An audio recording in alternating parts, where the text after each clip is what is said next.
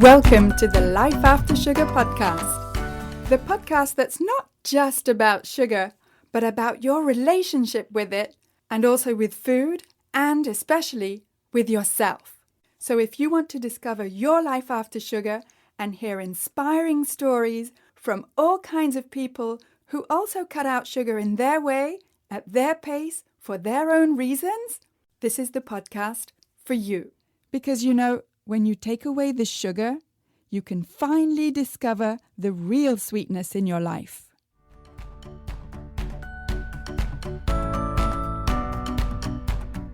I'm your host, Netta Gorman, and today I'm talking to Colli Christante, who has a certain expertise in trauma and self-sabotage. And I don't know about you, but I wouldn't have thought there was any kind of connection between sugar and trauma, although I can see how self-sabotage can affect how we relate to sugar and reach out to comfort foods, even when we don't really want to. So we'll be talking about that today, but just before, I'd like to invite you to my website, aftersugarclub.com, to surf around and download the free resources there, like my simple guide to getting more energy with less sugar, as well as for you to watch the videos there about what to eat, how to find foods at the grocery store that don't contain added sugars, and also about what's the deal with fermented foods, because I talk about that in Life After Sugar, and not a lot of people know just how important gut health is to your general health, both physical, psychological, and emotional, and making your own fermented foods and drinks is cheaper than buying them at the store and much more delicious than popping pills. You can also come say hi on my Facebook page, Life After Sugar, as well as on my Instagram account at My Life After Sugar, which is where I post pictures of what I eat, my life in general, and Instagram stuff, so that you can see that it is totally possible to have a fun and active life even when you don't eat sugar. And you can get all the support and the encouragement and the guidance you need to break free from sugar when you join us in the After Sugar Club. Just go to aftersugarclub.com and click on the green button, Join the Club. All right, here's my chat with Colli. So Colli, so great to talk to you today. And can you tell me a little bit about your background with sugar? Oh, absolutely. And thank you very much, first and foremost, Netta. I'm honored and humbled to be here with you today and with your listeners. It's a privilege. It really is. And I thank you for having me here today. Likewise. Thank you. Thank you. Yeah.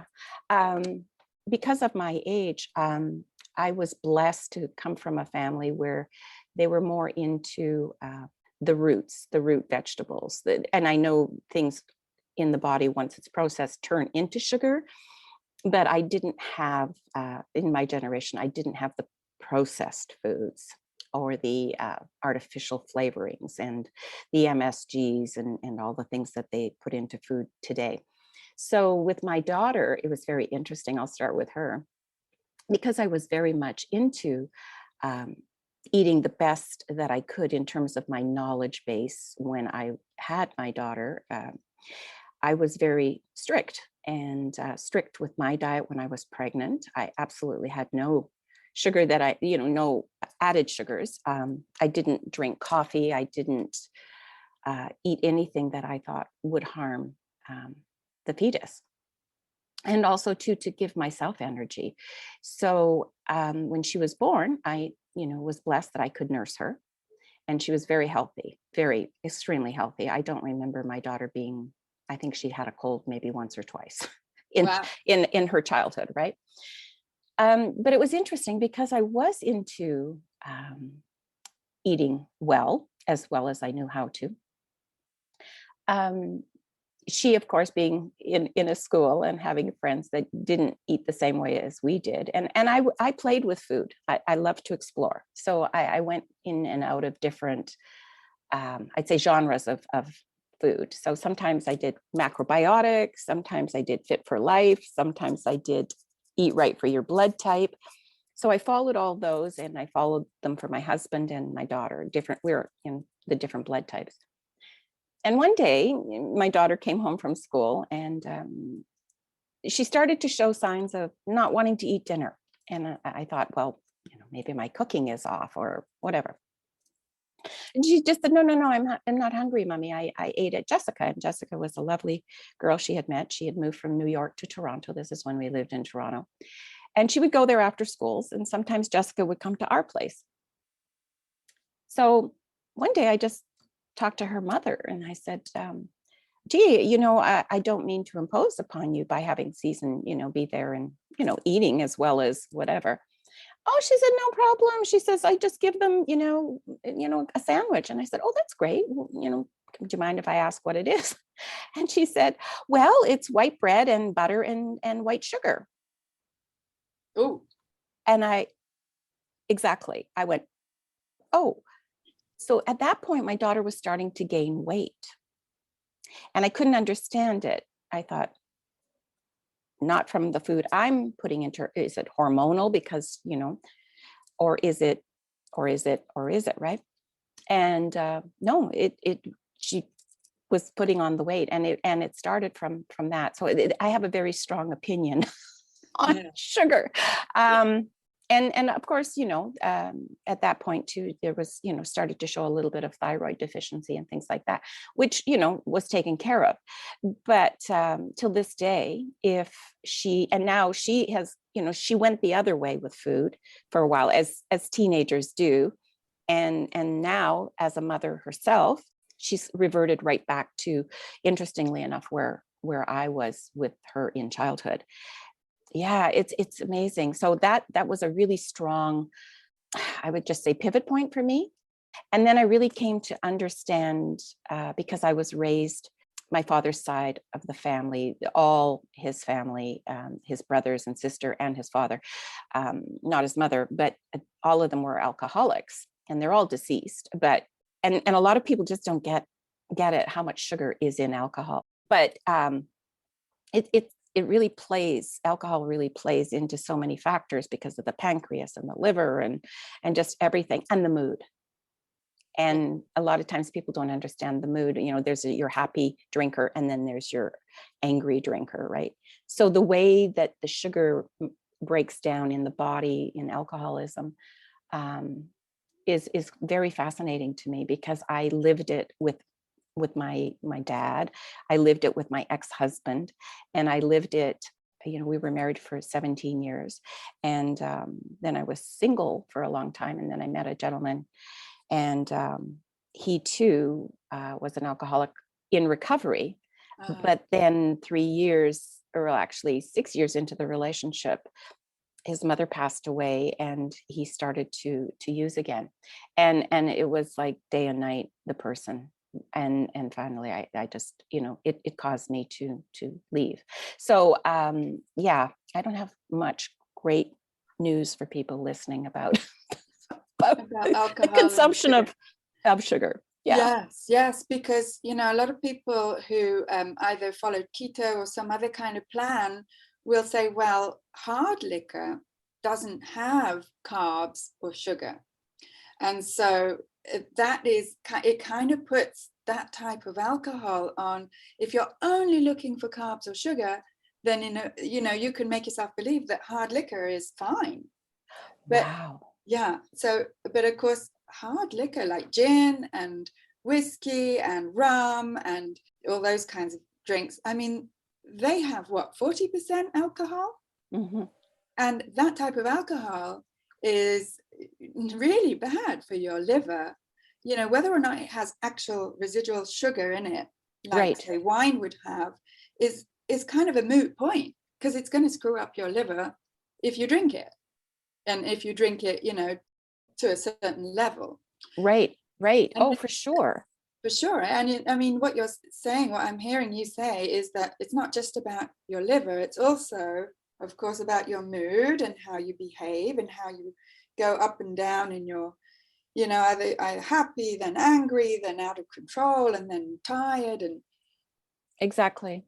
And then, and then everything happens in a household with, especially with children, I mean, children are so innocent, and they come into this world with the birthright to be healthy. They come into the world and they have their birthright is to be loved and to be healthy. And in that environment, what they're exposed to upon, coming out of the womb, and then that environment sets everything in motion, right?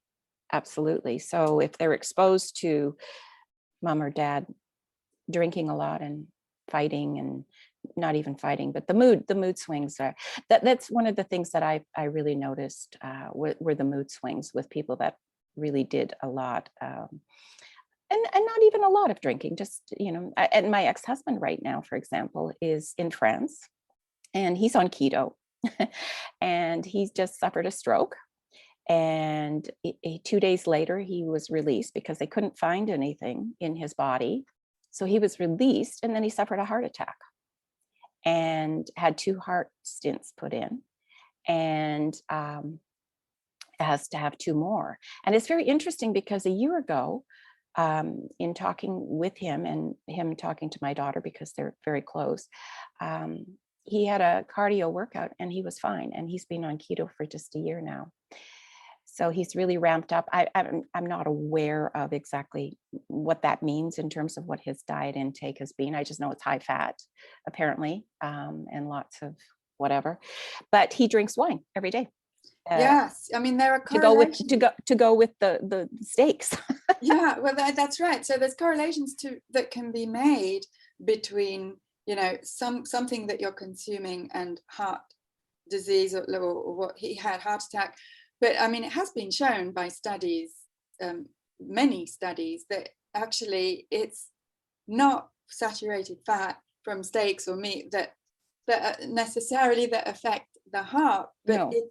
It is probably something else. I'm not going to mention the name sugar, because surely it can't be that. Well, no, of course not. It wouldn't be the sugar in the wine. Of course not. But I mean, and then we learn, that, oh, wait a minute, he's also been drinking quite a lot of wine. So it's sort of like, are they blaming the steak, or are they blaming the wine? Or how can we make these kinds of, correlations, causal relationships, mm-hmm. when it's actually just a correlation? Right, exactly. Yeah. So it's very interesting how it all plays, right? It really is. And I can't even begin to imagine how much sugar. I mean, I've seen stats on what children are consuming these days with, with French fries from McDonald's, and ketchup, and the different additives, and just the different condiments. It's mind-blowing, actually. And the cereals. I mean, I don't know how children even learn in school anymore, not to say anything against teachers, but just what they start their day out with. And some children, don't have the privilege of having adequate nutrition, and parents are doing their best. And, sometimes it's just Cheerios, or it's just whatever to get them out the door, right? Yeah. And then, and even school lunches or school breakfasts, that they offer, the what, breakfast club, I don't know what they're called exactly all over the world, but right, we have them here, and it's basically sugar plus sugar plus sugar plus juice. Right. Exactly. And then sit there quietly and learn. Oh, what do you mean you can't sit quietly? Oh, they must have, ADHD, and their learning deficit. And so let's put them into a special learning class to make them feel even better about themselves. And then let's put them on a drug to calm them down. Well, actually, let's put them on speed, because then it drops the cortisol and they will calm down because they have no choice. It's so backward. And Yes, it's so traumatizing. And that's where trauma, with children comes in, not just being in an environment that is not conducive and healthy, but, and then they go to school and the environment's not healthy either, because then there's bullying, and there's all these things, all these factors, right? Traumatized. And right now with COVID, oh my goodness, trauma is through the roof. Absolutely. Because your field of expertise is in trauma, right? Right. It is. Mm-hmm. I have the privilege of being a specialized trauma therapist, in the field of, studying with family constellations. So my background in that is systemic trauma and intergenerational trauma. And it's interesting because it doesn't even start necessarily with us. It just doesn't. It starts way back in our family way back. And there are a lot of great things that come out of our families. There's a lot of resources that come through them to us. A lot of times we don't understand that, but there are some really good things. And when I work with people, children included, I don't work with children that are under the age of 10, but when I work with children or adults, I make sure that I always give them from their past situations and circumstances of resilience and resources. Because if you work with, I don't know how other people work, but if a person doesn't have resources and the resilient to see how resilient they have been, then re-traumatization can happen very quickly. And the last thing I ever want to do in my work is to re-traumatize someone. So I've made sure through all the experiences I've had in life, and I've had a lot, that I don't do that with my clients. I make sure they're very, very resourceful and they have those resources before they do a session. You can't do this work unless you've been through tremendous amount of trauma. And so when people come to you, when they go to any therapist, psychologist, whatever, they know right away.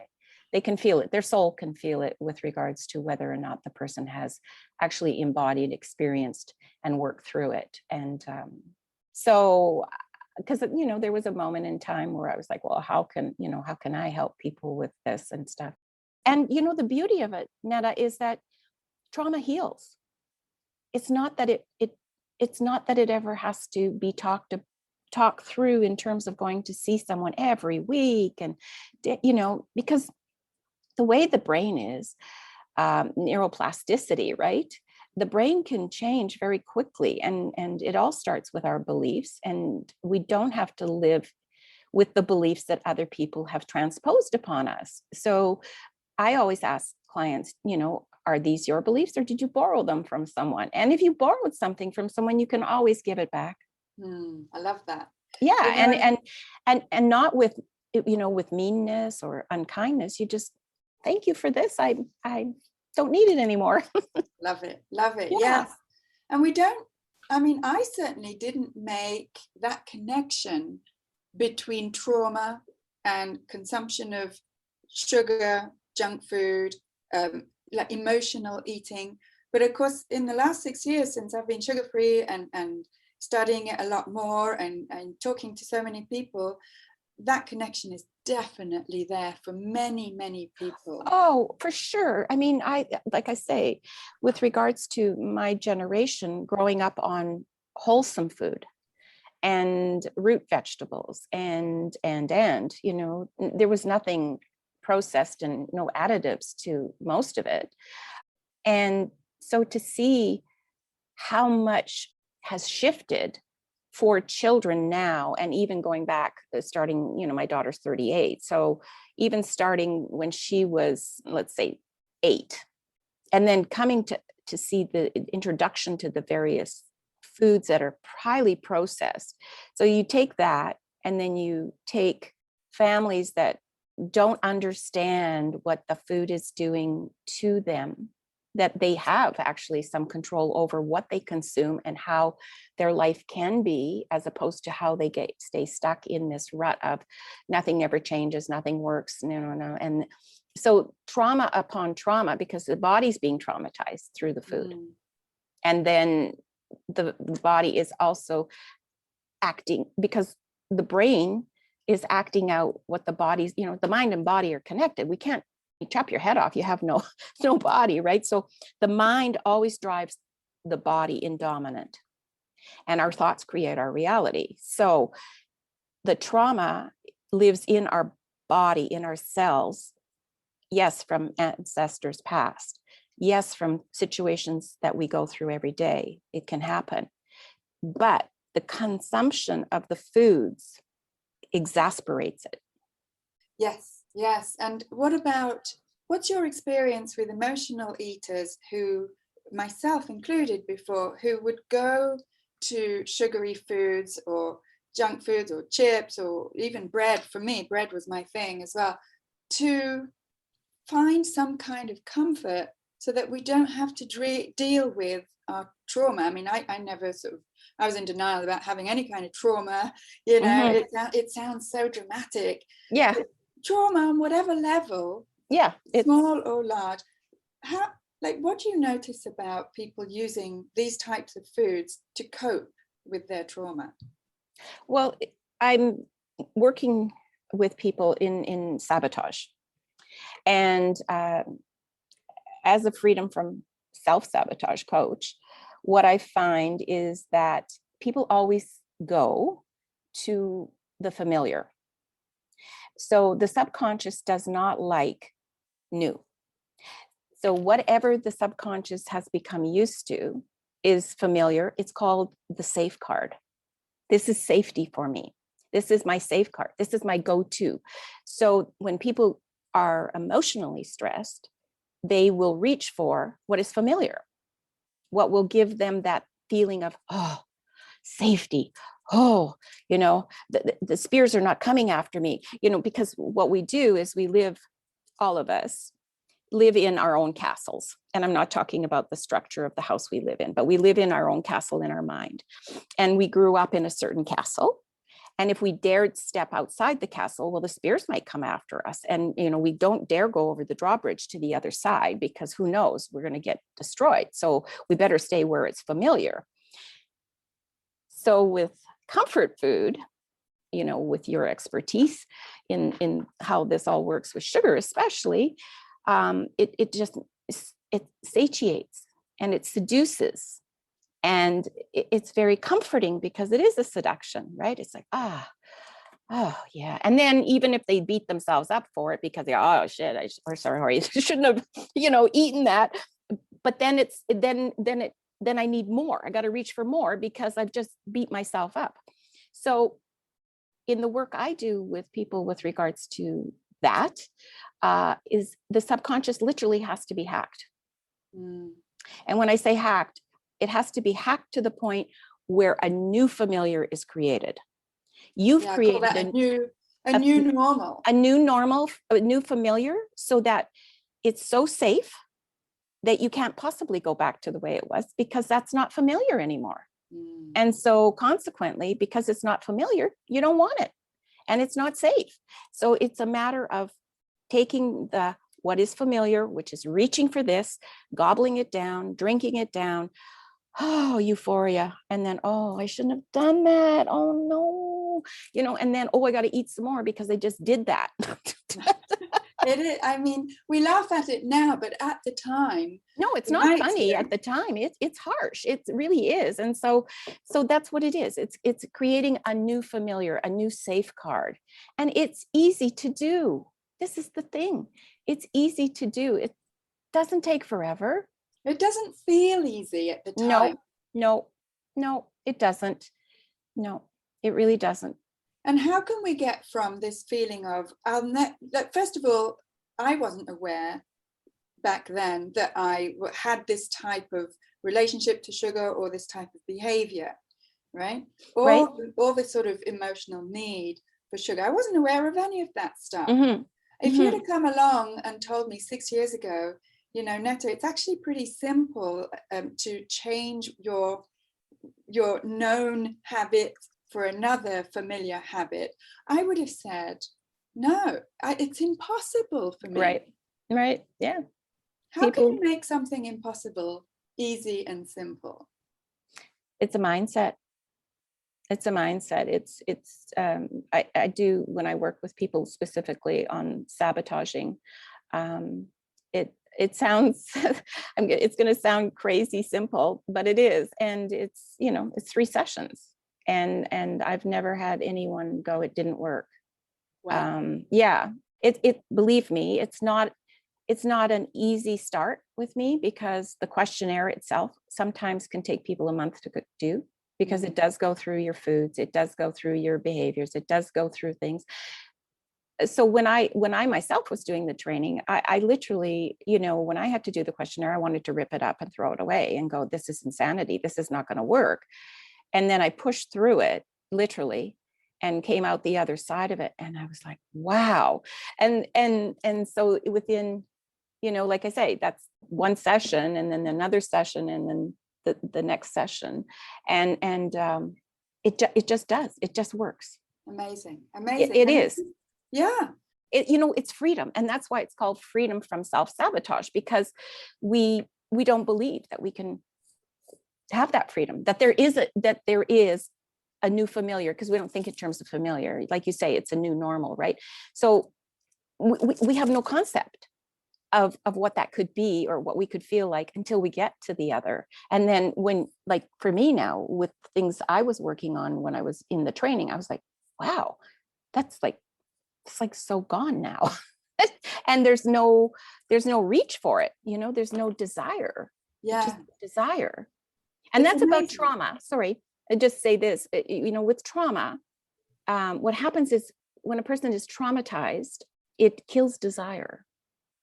And so I work to rekindle desire in people, to help them, ignite the fire within, the desire to live abundantly, fulfillingly in all areas of their life.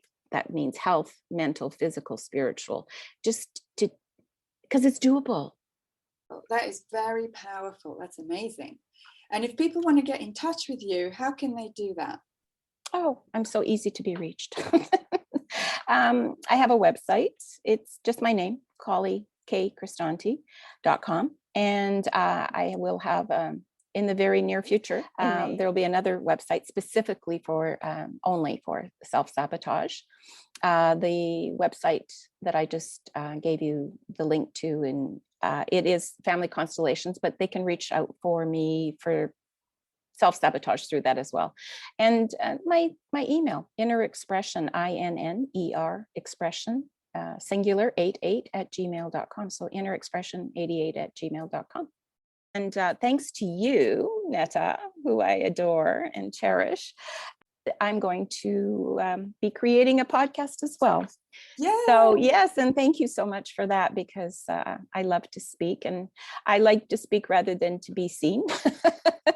So I mean, I do both, especially with clients, right? But I do love to, I love to share knowledge, and I'm here to help. I truly never look at what I've been through in my life with anything as anything but a blessing, because now I've been able to embody it, and through embodiment, be able to now understand and bring it to others who are in search. And I would never have met you. Oh, yes. And that, I would never have met you had I not been on the journey that I went on, right? I'm grateful, so grateful to you. Thank you, Colli. Mm-hmm. It's so fantastic talking to you. Yeah, thank you. And I'm so thrilled at what you're doing. It's so beyond thrilled, because it's crucial. What we put into the body, we become. We really do. I love that. I love that. Totally agree. Yeah. Thank you so much for Thank you. Yeah, thank you so much. Oh, awesome. That was great talking with Colli. And I consider that I'm not very in touch with my feelings, and I never really saw my relationship with sugar or with comfort foods or with food in general as anything but normal. I mean, it was normal to want chocolate after a hard day at work, or cake when you're celebrating, and pizza when you're too exhausted to cook. I mean, that was normal for me. And I get what Colli is saying, because now I have a new normal. And it's not because I'm preventing myself from eating those foods. You don't have to restrict what you eat when you choose to put your own well-being first, and what you eat is part of that. So thank goodness that there's people like Colli, and really the approach of life after sugar is to help you get to a place where you don't need or miss sugar anymore, because you just feel good without it. And if you want to get to that place of really feeling free from sugar, then come join us in the After Sugar Club.